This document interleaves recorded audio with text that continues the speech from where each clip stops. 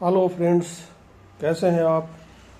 आज के इस महत्वपूर्ण टॉपिक में हम प्रदूषण नियंत्रण बोर्ड द्वारा हाल ही में जारी किए गए नए नियम ठोस कचरा प्रबंधन अधिनियम के अंतर्गत जारी नियम 2026 के बारे में चर्चा करेंगे, जो अभी हाल ही में 1 अप्रैल 2026 से केंद्र सरकार द्वारा जारी किए गए हैं।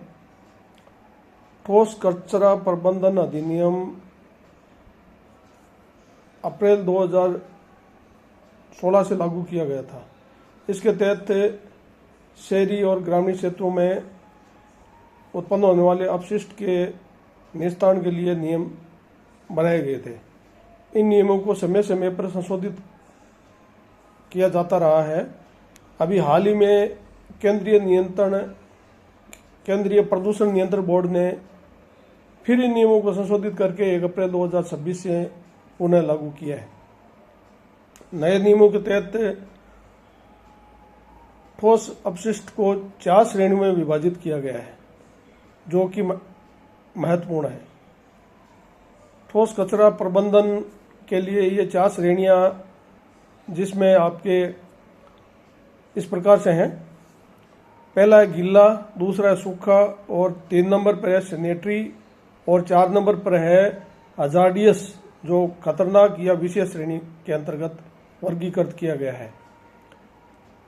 अब जहां से कचरा संग्रहण किया जाता है या ठोस कचरे को प्रोसेस किया जाता है, उसी लेवल से इन चारों श्रेणियों में उनको अलग अलग प्रकार से वर्गीकृत करके और अलग अलग जो इनके आइटम है उनमें उनका संग्रहण किया जाएगा।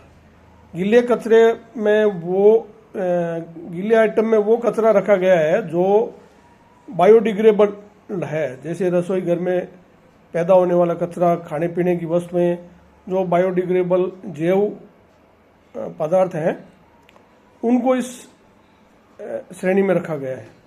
दूसरी श्रेणी में सूखा कचरा है, उसमें पुनर्चक्रण योग्य जो वस्तुएं हैं उनको शामिल किया गया है, यानी एक बार उपयोग में आई हुई चीज को पुनः रिसाइकिल करके और दूसरे उपयोग में लेने वाले आइटम इस श्रेणी में आते हैं।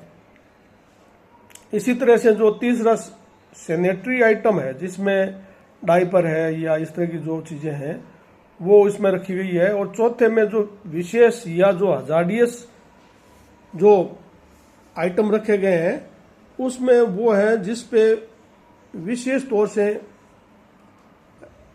उनको अलग से संग्रहित किया जाना है।